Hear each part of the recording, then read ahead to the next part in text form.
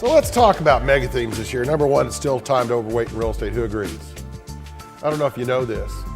From the peak to where it is today, gold has dropped more than housing has dropped from the peak to where it is today.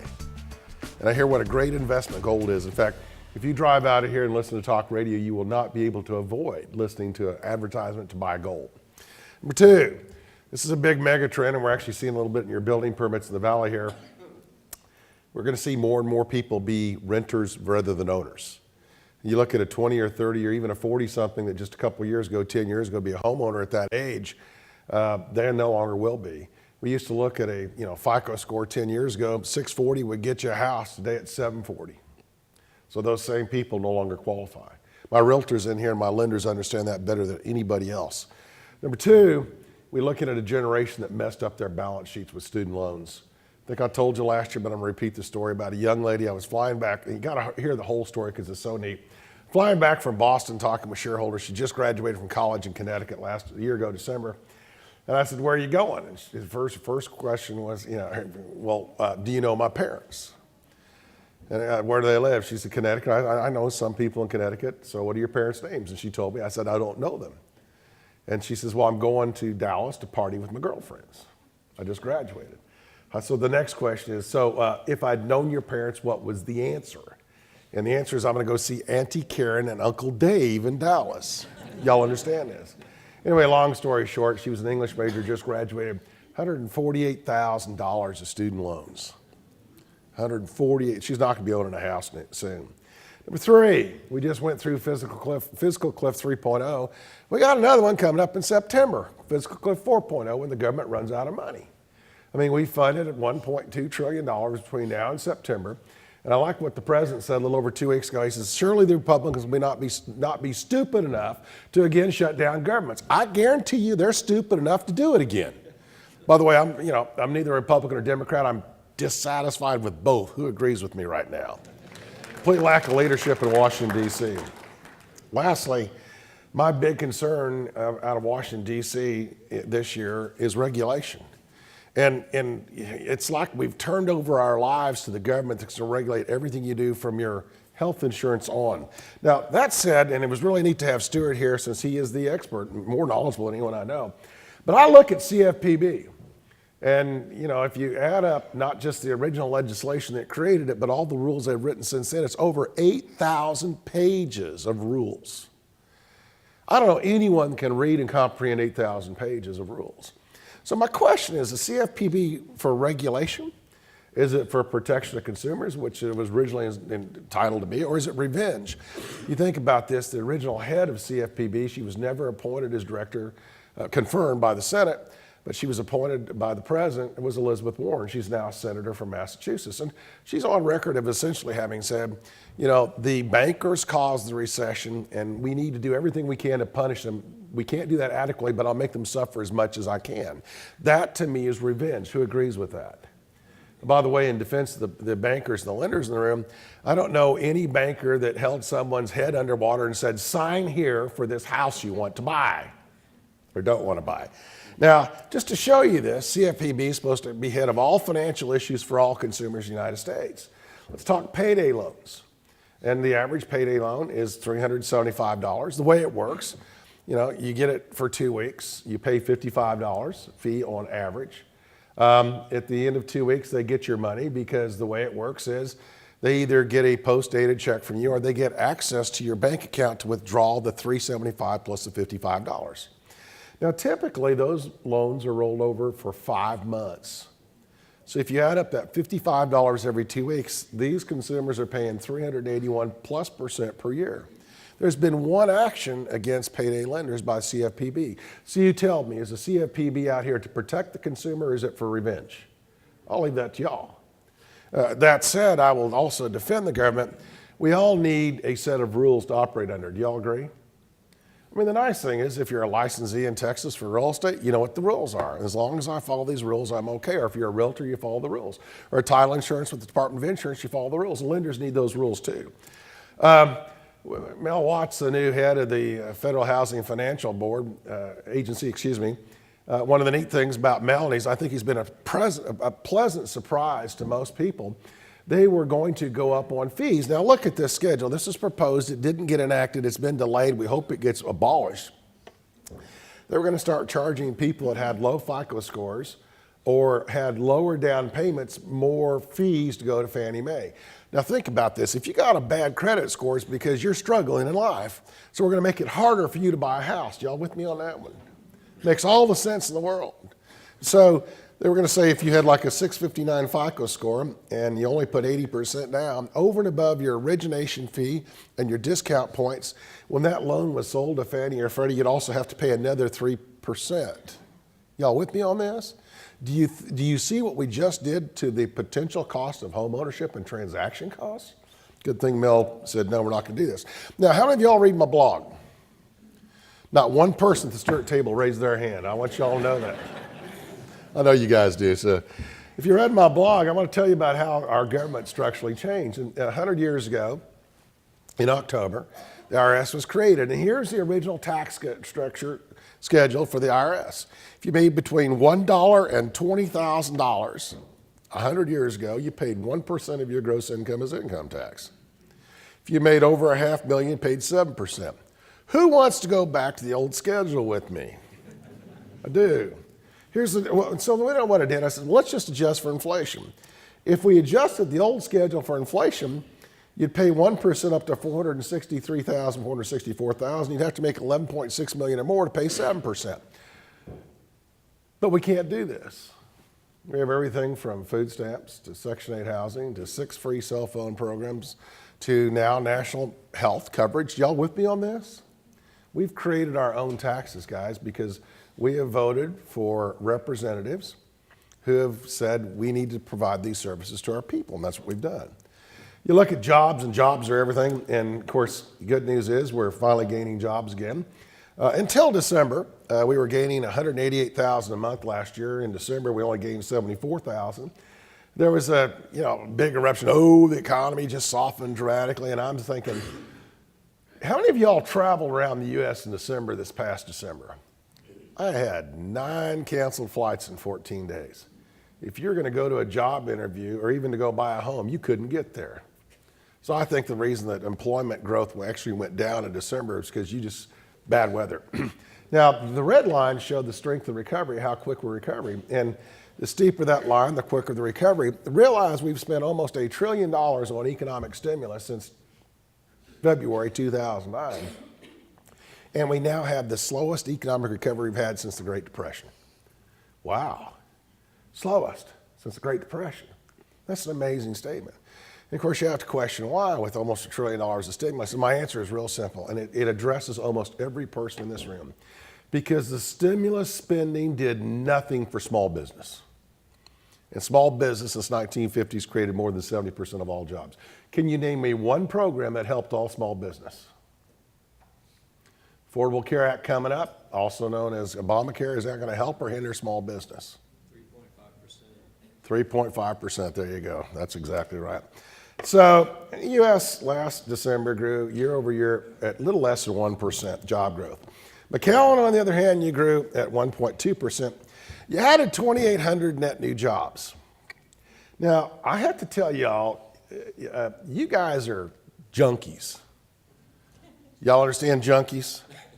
You're addicted to economic growth that's not taking place here anymore. One of my good friends is a space shuttle pilot, I bought a little X3 BMW, did European delivery in 2005, and because it was European delivery on it, it didn't have the speed limiter on it, so you could go as fast as that car would drive down the Autobahn, which you understand this. So I bring it back to the States, and we're out at the air base out in Houston with my space shuttle friend, pilot. And I said, he's driving my new little car. I said, man, you ought to just get out here on the runway and open it up. I said, you can go to 150 miles an hour. And he looks at me, he says, why? He says, space shuttle does 17,000. Y'all are used to that 6, 7, 8%, am I right? You're at 1.2%, and you poor people, you're suffering. You're still positive job growth. Y'all get it yet? Get over it. Step back to the table, take a deep breath, and understand. I'm going to show you why you're at 1.2%, and it'll be maybe a surprise to some of y'all. Good news is 2,800 jobs. I want you to remember that number because I'm going to show you the number of new dwelling units we're building every year here. Oh, here's the number. This is the total number of government jobs. We haven't grown government jobs since basically 2009. Look how quick we used to grow government jobs. We essentially have, depending on whether it's a 12-month moving average, 216 to 220,000 total jobs here, of which over 50,000 are government jobs. Put it differently, this is the percent of your workforce that works for the government, and this is federal or state or local. Which one do you think is the biggest? Nobody's even going to speculate, are you? How about this? This is the U.S., the black line, and you're the orange. Whoa. Y'all realize you have a lot more government jobs than the rest of the country does on average. In fact, if you want to drill down to it, 1 out of every 4 jobs here is for the government. In the U.S., it's 1 out of every 6. And most of those jobs, y'all get it, are local government. Wow. Does that surprise anybody in here? So my question is, with relatively restrained economic growth, cut back in federal spending, which we're not going to see a lot more from the federal government here, constrained state growth, and tell me about your local economy. If you have a low economic growth, are you going to have strong job growth? No. Are we going to see big job growth in local governments? Yes or no? No. I'm willing to bet if we didn't have flatline on local governments because you have 1 out of 4 workers from the government, you would be appreciating that 2.4% job growth. Who agrees? Yeah. Now, does anyone else in the U.S. have this similar picture? Albuquerque, New Mexico. Different kind of scenario there, though, because they're actually facing huge cutbacks in government jobs. You have Sandia Corporation, the National Lab, big defense spending and what have you. We're going to actually see retraction there. You're just not going to see growth. Is that a fair statement? So now you know what I think is one of the primary causes of your relatively slow job growth right now. And the other one is, and let's not ignore the lion or the elephant in the room, until we do something to assist Mexico with the revolution, drug revolution that's going on in their country, your economic growth will not go back to where it was. Who agrees in here? What is the U.S. government doing with Mexico to assist them? I don't know of anything. Do y'all know of anything? We gave them guns. Y'all with me on this? Just doesn't make any sense. So I think we're missing our priorities. I actually think you're looking at one of our best potential, well, it used to be one of our best trade partners, which we're being kind of shielded from today. Who agrees? Should this not be a national agenda? Yes, and I do believe that. That's just my 2 cents. Good news is, if you go to the Tax Foundation, we're seeing, again, Texas is a very favorable place to do business. Every year, the Tax Foundation ranks all 50 states based on 5 taxes. Corporate income tax, we don't have one. Personal income tax, we don't have one. Retail sales tax, we have one. It's pretty high. Unemployment tax is not bad. And then property taxes, which to me in Texas are obscene. Who agrees they're obscene? Why do I say they're obscene? We're roughly running about 3%, which means about every 30 years you buy back your property from the state and local government. Go to another state where it can be less than 1%. And the issue is, and our future is a well-educated workforce. Who agrees with that? I do. The problem is we're funding all of our education system on the backs of real estate. And that's an issue. And we need to look at some alternatives that still give us a fundamentally good education system. Just to show you where things are growing, let's look nationwide before we really drill back down in here. Top 3 percentage growth places in the country. We're in Florida: Vero Beach, Marco Island, Port St. Lucie, Naples. You get Midland, Odessa. Midland, Odessa, we're 4 and 8, and 4 and 7 in there. And that's all technology. And you think, technology? Who remembers 10 years ago? In fact, we didn't call it Midland, Odessa. We called it Midland Slow Deatha. Permian oil basin was done. The only thing you had was secondary recovery techniques taking place, a little bit of well maintenance. And then all of a sudden we have hydraulic fracturing and shale formations, and you're looking at one of the most phenomenal booms you have in Midland, Odessa today. You go on down that list, you can see Bismarck, North Dakota. Throw in Corpus Christi. We're sitting here near Corpus Christi. Y'all aren't all that far away. Corpus Christi's booming. No, it doesn't have Eagle Ford Shale, but they're building the plastic plants that's going to use Eagle Ford Shale to make plastic. That's one of 3 new plants under construction in the United States today. The statement is those 3 plants and the pipelines associated with it, because Eagleford Shale is high in ethane, which they make plastic out of. We're going to create 40,000 long-term jobs, more than 40 years. In other words, 40,000 jobs in the last 40 years. And we're looking at a boom. They say 10 years from now, the U.S. may be one of the largest plastic exporters in the world because of hydraulic fracturing and shell formations. Isn't that an amazing statement? Going down the list, and I give this to you. Elva and the crew will have a copy of this PDF to send you all tomorrow if anyone wants it, because you ought to look at this and you ought to see where it's not going. State College, Pennsylvania. Shows you what a losing football team will do to a town. You got to laugh on that one. Texas, Arkansas, I'm not sure why on that one. Peoria, Illinois, headquarters of Caterpillar.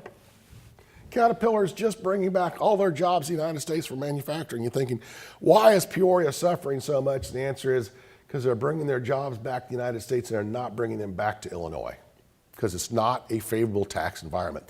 My economic development people in this room understand the importance of having an attractive business environment to get business to relocate here.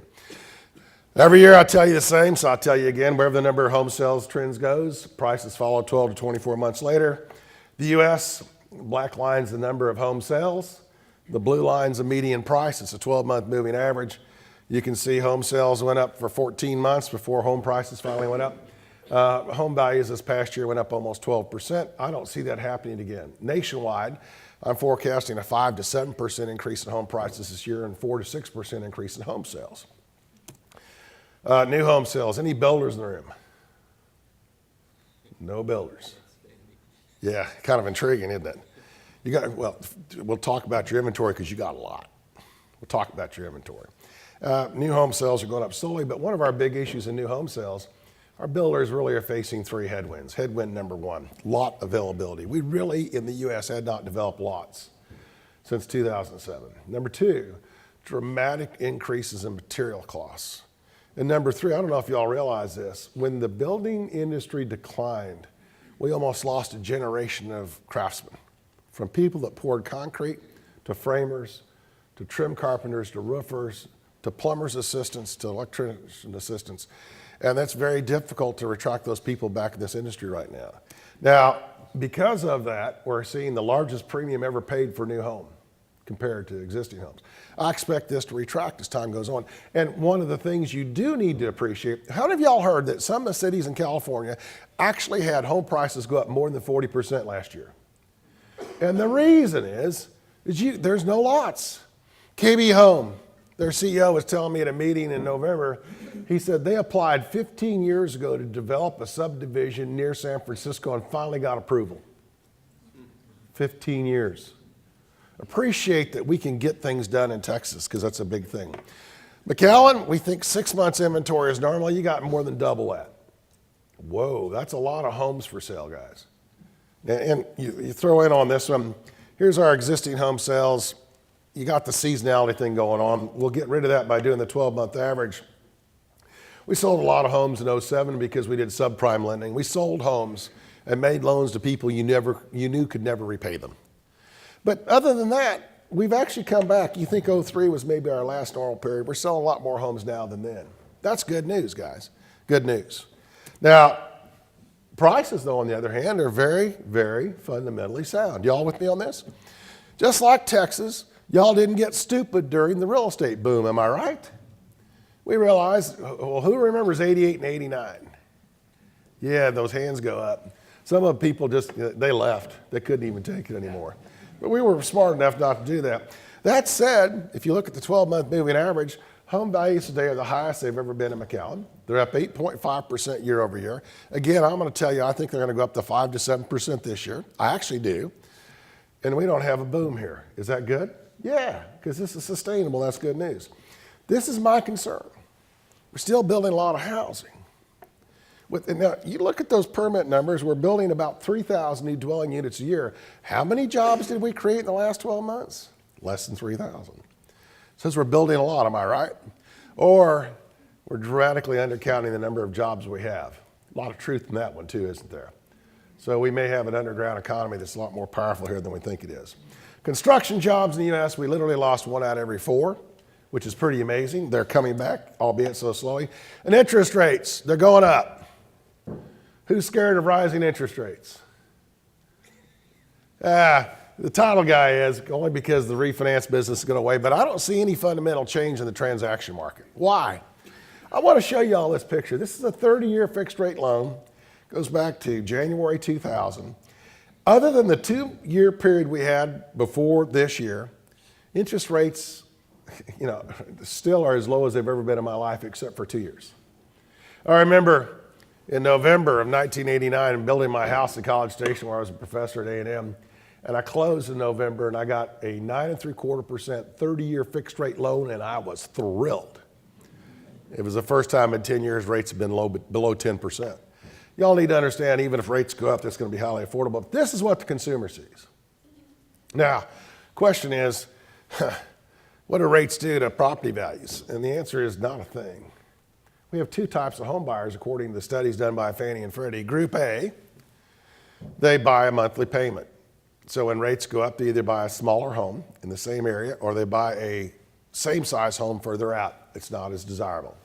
And Group B type people, they're going to live in that area and that specific product no matter what. They'll just spend more money on it and have less money for other things.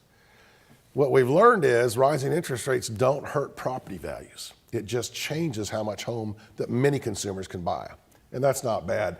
My forecast is when we meet in here next year, if y'all are willing to have me back, we're going to be between 5.6 and 6%. Today we're at 4.41%.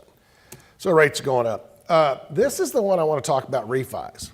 The blue happens to be purchase transactions, and it's forecast out through 2015 according to Fannie Mae. The white are refis. As interest rates go up, refi business goes away. JP Morgan and Goldman Sachs both said, now get this one, if you looked at the total number of residential lending officers as of January 2012, by the end of 2015, they expect 7 out of 10 of those people to no longer be in this industry because refi is going away. So focus on the purchase transactions. We have quantitative easing news out again today. Quantitative easing until this January, the government every month printed up $85 billion of money, gave it to banks essentially and got mortgage-backed securities back. Banks had to lend it out so it kept rates low. And last month they cut it to $75 billion, and this month they think they're going to cut another $10 billion to $65 billion. And when they actually cut it like 25, when it kind of tapers down to 0, stock market's going to plunge because someone's going to write this story headline that says, oh, quantitative easing is going away, rates are going up a bunch. Interest rates will rise, and what I want you all to do in the real estate business is back up, take a deep breath, and get over it. We always have fluctuations in markets. Get over it. It's going to happen. Y'all with me on this? But I'll bet you a week or 2 or a year or a month or whenever it is from then, it'll all be back normal. Look how long it took us to get used to high gasoline prices. About 6 months. Y'all with me on this? Yeah, you get it.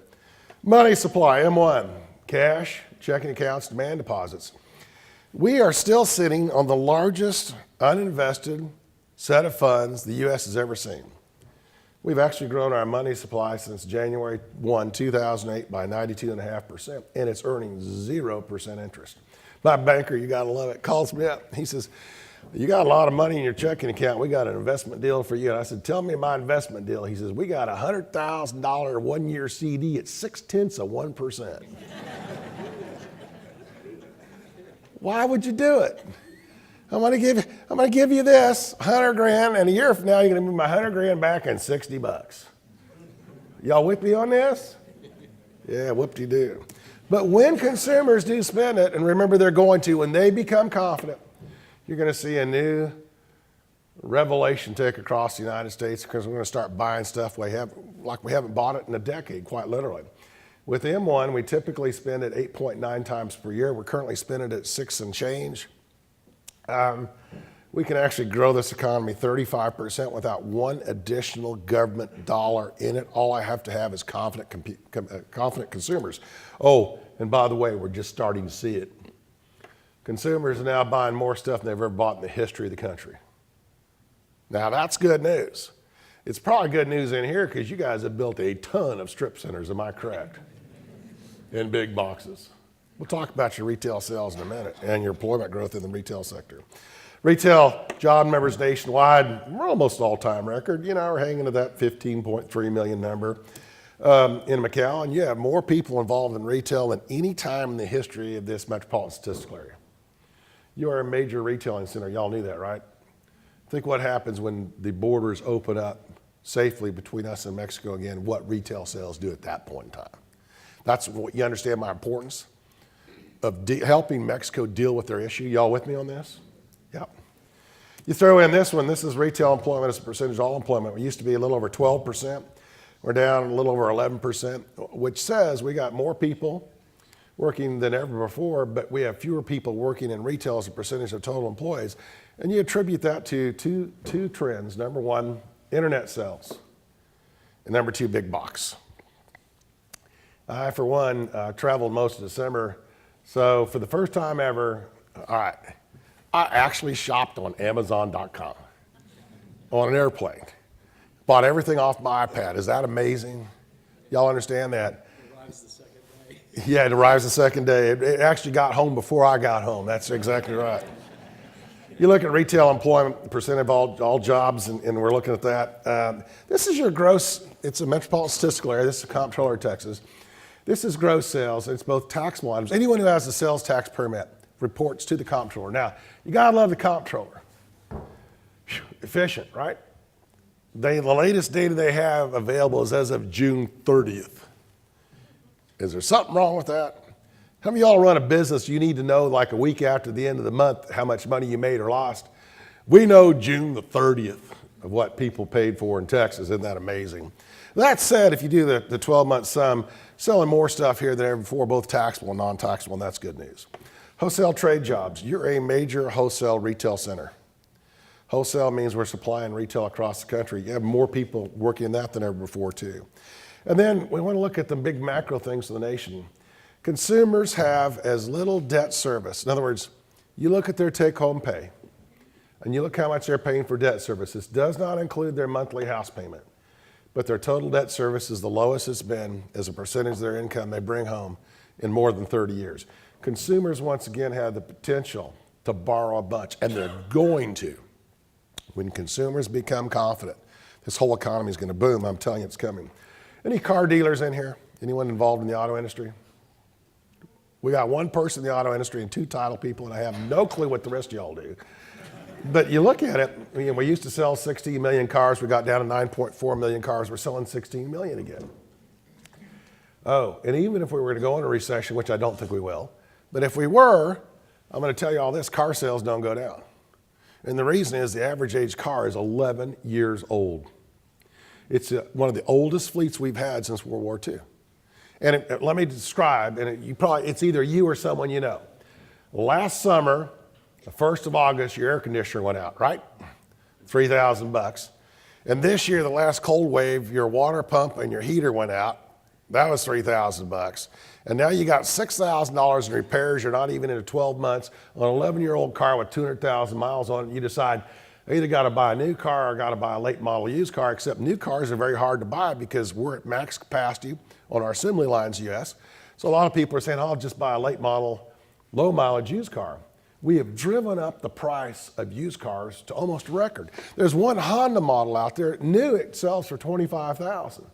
A 2-year-old one with less than 24,000 miles on it sells for $22,000. I'll buy the new one and get the extra 2-year warranty. Y'all with me on this? But that shows you where we're at in this buying phase. So we're going to see a big boom coming on that. Who are my commercial people? Remember, Adrian, I got you over here. Is anyone else commercial in here? So I know now what 3 people do in here, counting Adrian over here. One over here. Let me tell you the good news. You go back to 2008 and 2009, you could not get a loan on commercial real estate to save your soul. Am I correct? There was no liquidity in the lending markets. That has all changed. Even the life companies and pension funds, we get to talk with them every year in New York, and they're saying it's for the 3rd year in a row, we're once again going to overweight in either loans or buying commercial real estate. And they believe it. But here's their rules. They have to have 30 to 35% equity in the deal. You have to have 125% debt coverage ratio. You have to have quality tenants. Ask them what to define a quality tenant. They're going to tell you FedEx. And this one was a twist last year, and I love this one. You got to have a longer term lease. Now, this is one I hadn't, I respect that. So I asked the lady at this one pension fund, I said, define a longer term lease. She said, a longer term lease is 1 day longer than my loan term. Y'all with me on that one? Yeah, she likes that. And they call everything else distressed real estate. But my local lenders understand that's really good distressed real estate. To me, it's not distressed. Adrian, that's what you and I buy and sell, isn't it? So, again, we're seeing the lending community saying we like commercial real estate. Now, if you look at total commercial real estate sales in the U.S., we hit an all-time high in 07, $600 billion. Within 24 months, that fell 83%. That's why we call them commercial brokers, because most of them went broke. Y'all knew about that. But good news is commercial sales are coming back. They're up 31% year over year. Lastly, we're going to talk about this thing before we get to the deal changer. And the deal changer is so exciting about the future of Texas and the U.S. in particular and here. But the debt. And I'm going to only look at two numbers on the interest on the debt. We're going to look at how much we pay for interest every year, and we're going to look at how much we pay for entitlements. Interest on the debt in 2012 was 9.1 cents of every tax dollar collected. Entitlements, that's government pensions and Social Security, this is a federal level, and the other Medicare, Medicaid, if you look at cash flow, took 70 cents of every dollar. So in 2012, for every tax dollar that came in, we spent 79.1 cents of every dollar on those two things. Now, the Congressional Budget Office says that interest on the debt will go all the way up to $1.3 trillion by 2022, as long as we continue to kick the can down the road, just like we've done the last 5 years, 6 years, 7 years. When we go back to the W administration, it's the same thing, kick the can down the road, borrow some more money, everything's copacetic, right? That's what we talk about. So they're saying, the Congressional Budget Office, in 2022, interest on the debt will be $1.3 trillion, assuming we never have a new federal spending program. So if you come up with any new federal program, you got to come up with a new tax to pay for it. Number two, they assume that the Affordable Care Act, also known as Obamacare, will never, ever run a deficit. Does anyone believe that? Number three, they assume that the 10-year Treasury between now and then will not go above 5%. Does anyone believe that? I can remember 17%. Okay? So if all that takes place, then interest on the debt will be $1.3 trillion. So this is the Congressional Budget Office's, and they assume we'll have more people working then than ever before, making more than they've ever made before, paying more income tax than they ever paid before. Oh, but now let me give you the gruesome details. If that's the case, then 24.5 cents of every tax dollar collected in 2022, 10 years from today, 9 years from today, 24.5 cents will be interest on the debt. Oh, and because of an aging population, if we don't change our entitlement system, 75 cents of every tax dollar collected goes to entitlements. We will have spent, just on those two things, 99.5 cents of every tax dollar collected. That half cent goes to everything else: defense, education, energy, research and development, new airports. Y'all with me on this yet? Do you understand you can't continue to kick the can down the road? At some point in time, it blows up on you. And we're going to see that happen. I don't think it'll be this year, but at some point in time, some government's going to say, we're not buying your debt anymore, or if we do buy it, we want a much greater interest rate because you're risky. To prove that, our total government debt is 101.6% of our gross domestic product. Now, gross domestic product is the total value of all the goods and services we produce every year. So that's not bad. Think about this. If you made $50,000 a year, you can well afford a $150,000 home. That's a factor of 3. Oh, but now I want to bring you back to the gross reality of the cruel world out there. 2 years ago, when Spain hit 72% debt of GDP, the World Bank cut them off from new loans. Now, we're different. We're a young country, and let me tell you what's different about the Valley. You are an extremely young population. Y'all with me on this? Let me take you to China. China is a train wreck economically waiting to happen. All you need to do is wait them out. This one child per family in China has resulted in a declining population that in the next 10 years, China will not have enough workers just to keep their current economy going as it is today. China, you gotta laugh at this one, needs to adopt an immigration program. Y'all with me on this? You never thought we would hear us say that.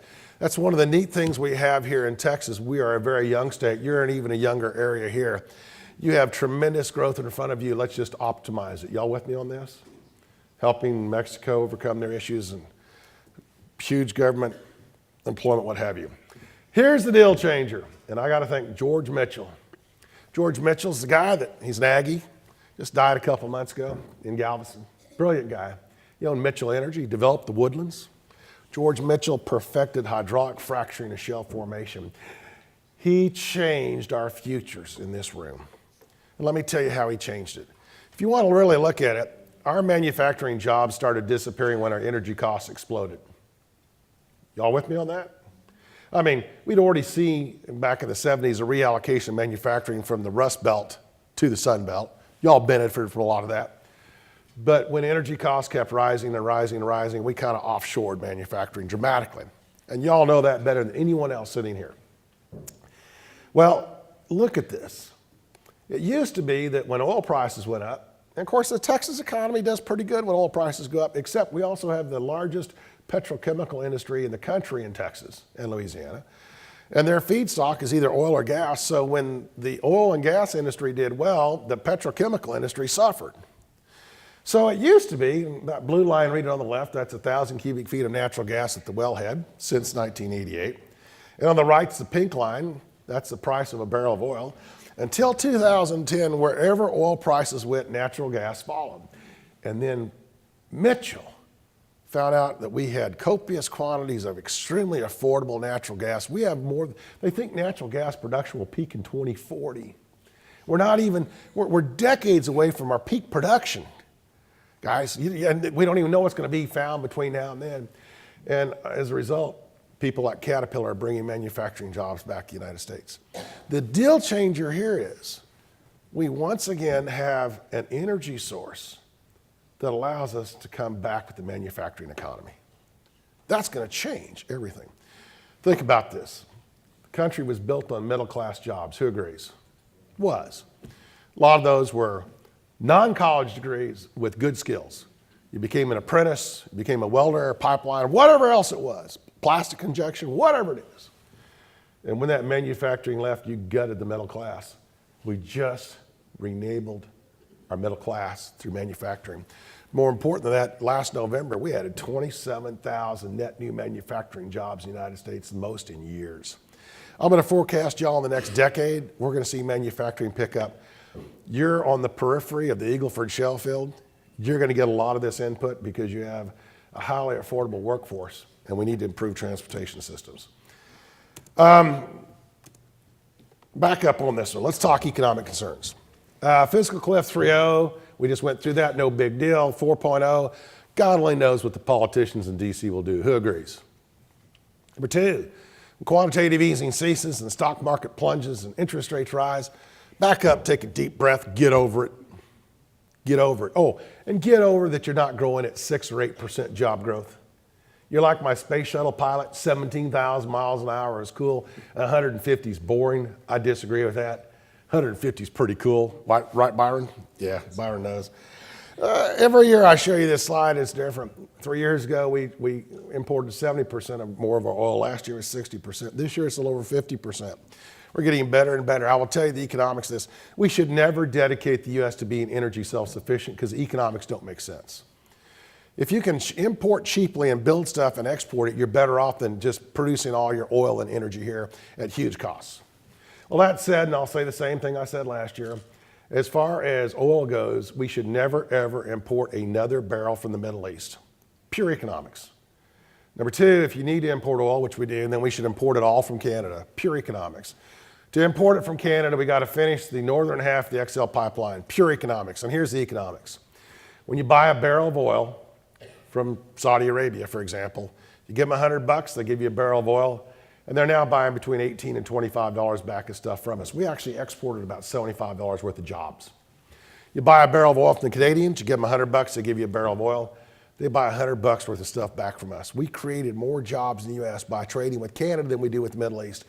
And as I love to say this one too, when you buy a barrel of oil from the Canadians, they don't want to kill you. And I think that's kind of important. My biggest concern this year, government regulation. You literally have lifelong government employees that think they know better than you how to run your life. And I find that a little scary. Who agrees with me on that a little bit? Rules are very, very important, guys. But when you start structurally changing the way I have to do business, then we can't do business the same way and it may hurt us all.